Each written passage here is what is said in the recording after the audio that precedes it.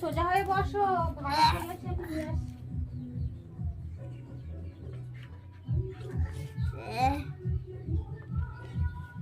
বসেছো?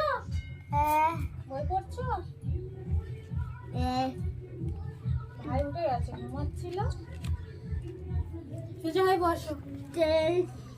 তো অরিজিৎ এই বসে বসে বই পড়ছে এলো। হ্যাঁ,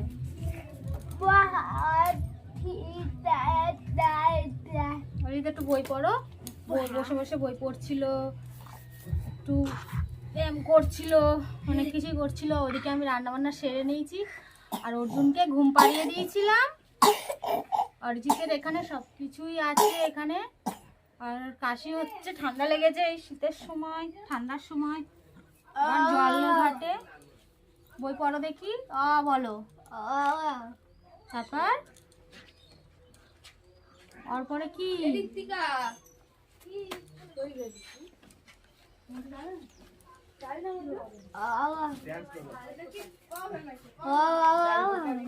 তারপরে হর্ষই দীর্ঘই হর্ষ